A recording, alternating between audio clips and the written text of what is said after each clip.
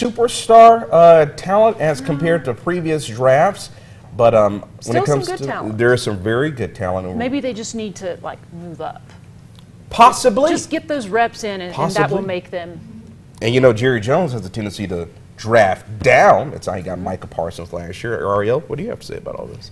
Yeah, Terry and Matt, it's a big night for the Dallas Cowboys and the other NFL teams as the 2022 NFL Draft gets underway in Las Vegas. Now, the Cowboys lost some key players in the offseason, so tonight's picks play a big role in the makeup of the 2022 Cowboys team.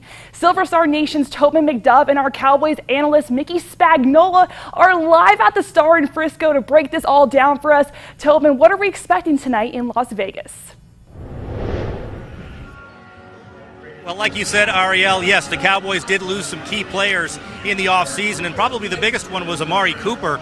Is it possible the Cowboys address the wide receiver spot in the first round tonight? Oh, I think absolutely, Tobin. I think that's certainly one of the things. It's not a must, but it's a need. If you think about it, CeeDee Lamb without Amari Cooper, he's your #1 receiver. Well, he's in 2 years, he has not played that role. So that's a new role for him.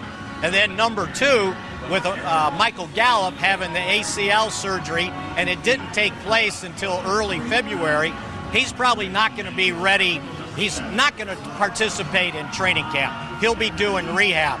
There's a chance he could land on PUP to start the season, or they can just keep him on the roster and think, well, maybe in 3 or 4 weeks he'll be ready to go. So you can't count on him for the first month of the season. And after that, they signed James Washington, and then it's Noah Brown and Simi Fehoko. So to me, yeah, I think there's a need there at wide receiver, especially since James Washington, who they signed from kind of West Texas, the other side of Abilene, he grew up, he's only signed a 1-year deal. So yeah, wide receiver, as a matter of fact, that's my favorite position.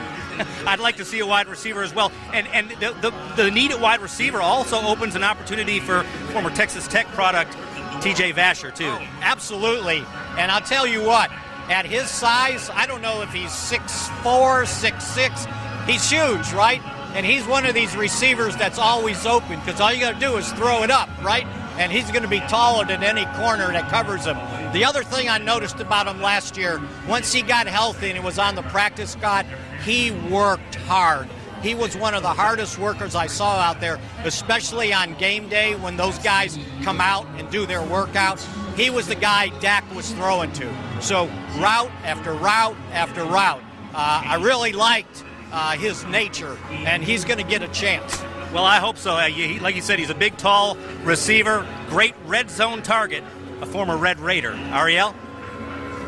Thank you so much, guys. I actually know another name wide receiver, Eric Ezukama. Let's hope he gets his name called. A really nice ring to that Cowboys uniform. But coming up in sports, we will talk about draft expectations regarding the 13 Red Raiders who put their name in the 2022 draft hat. Plus, hear from Joey McGuire now what he thinks about Texas Tech representing the 806 in the draft this week. All that coming up later in your KLBK Sports Connection.